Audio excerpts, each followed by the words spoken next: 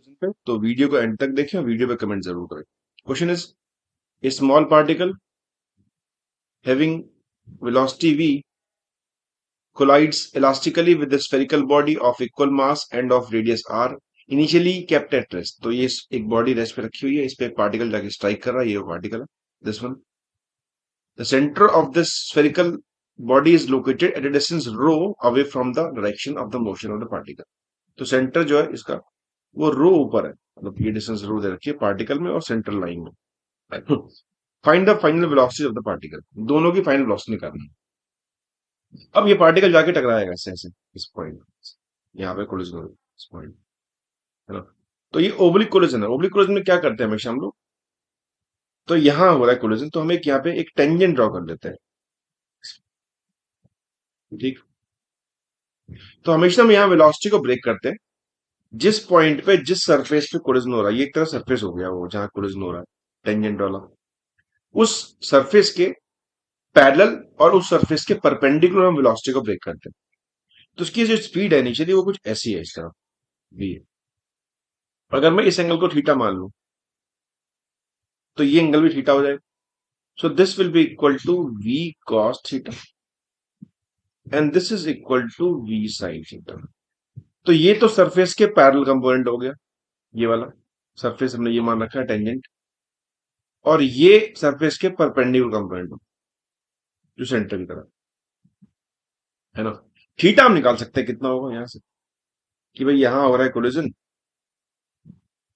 तो ये डिस्टेंस आपको रो दे रखा है, this is rho and this is radius R. तो आपने ये थीटा मान रखा है, साइन थीटा होता है perpendicular upon hypotenuse sine theta. फिर हमने ये काम किया कि इस पार्टिकल की वेलोसिटी को हमने ब्रेक कर लिया दो हिस्सों में। एक हिस्सा जो कि सरफेस के पैरेलल है और एक सरफेस के परपेंडिकुलर है। अब हो क्या रहा होगा, जब ये पार्टिकल जाके टकराएगा इससे इस पॉइंट, तो इस पे एक नॉर्मल लगेगी इस तरफ पार्टिकल पे, और स्फीयर पे लगेगा इस तरफ, है ना। इस डायरेक्शन में कोई फोर्स नहीं है, यहाँ पे कुछ भी नहीं हो रहा। दैट मीन्स कि ये कंपोनेंट चेंज नहीं होगा पार्टिकल का टेंजेंशियली, बिकॉज यहाँ कोई फोर्स लगी नहीं पार्टिकल पे, तो ये वाली फोर्स लग रही है इस तरफ नॉर्मल लगेगी, तो ये कंपोनेंट बदलेगा पार्टिकल का। ये कंपोनेंट कभी चेंज नहीं होता। तो parallel component will remain same, parallel component will remain same. ये कंसेप्ट है, पता होना चाहिए आपको। दैट मीन्स कि इस पार्टिकल के पास आफ्टर कोलिजन,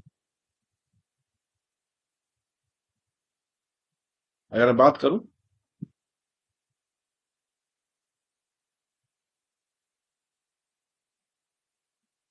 तो ये कंपोनेंट जो दिख रहा है आपको ये ही रहेगा वी साइन, सिर्फ ये डिस्टर्ब होगा ये वाला। अब ये कितना होगा ये निकाल सकते हैं। As the collision elastic, elastic collision है, और दोनों पार्टिकल का मास सेम है, ये आप देख सकते हैं कि a small particle of travelling with speed v with spherical body of equal mass, मतलब इसका मास भी m है तो इसका मास भी m, ठीक है। तो अब यहां कुछ चेंज होगा और पार्टिकल इस जो बड़ी बॉडी दिख रही है आपको, ये स्फीयर दिख रहा है, स्फीयर को भी इस तरफ ही स्पीड मिलेगी कुछ ना कुछ, क्योंकि स्फीयर के पास तो कुछ इनिशियली रेस्ट पे था, तो इधर फोर्स लगी है, इस पे नॉर्मल लगा है, तो स्फीयर इधर ही मूव करेगा, कुछ इस तरफ मूव करेगा। अब दोनों का मास सेम है और इक्वल टू वन है। तो एक कंसेप्ट ये होता है हेड ऑन कोलिजन में कि अगर दो पार्टिकल का मास सेम है और इक्वल टू वन है, तो वहां पे वेलोसिटी ट्रांसफर हो जाती है, एक दूसरे के बीच में एक्सचेंज हो जाती है। दैट मीन्स कि इनिशियली जब पार्टिकल टकरा रहा था तो इस पार्टिकल पे था u cos theta, v cos theta, और इस स्फीयर पे था इस तरफ जीरो, कुछ भी नहीं था। बाद में क्या होगा, मास सेम है तो इस स्फीयर के पास हो जाएगा u cos थीटा, जो भी ये v था, और इस पार्टिकल के पास जीरो हो जाएगा। वेलोसिटी एक्सचेंज हो जाती है, मास सेम होता है अलोंग लाइन ऑफ इंपैक्ट। तो मैं लिख देता हूं उस पॉइंट को कि velocity exchange along line of impact if e equal to one and mass m1 equal to one. तो अगर मास सेम हो और e वन हो तो लाइन ऑफ इंपैक्ट मतलब जहां फोर्स लग रही है वहां वेलोसिटी एक्सचेंज हो जाती है। इस बात का मतलब ये है कि तो फाइनली ये जो पार्टिकल होगा ये इधर निकल जाएगा u sin थीटा से, और इसका ये कंपोनेंट जीरो हो चुका है। जो स्फीयर है वो इधर निकल जाएगा v cos थीटा से। ये फाइनल सिचुएशन होगी। तो हमको यही दोनों स्पीड निकालनी है, कितनी कितनी स्पीड होगी।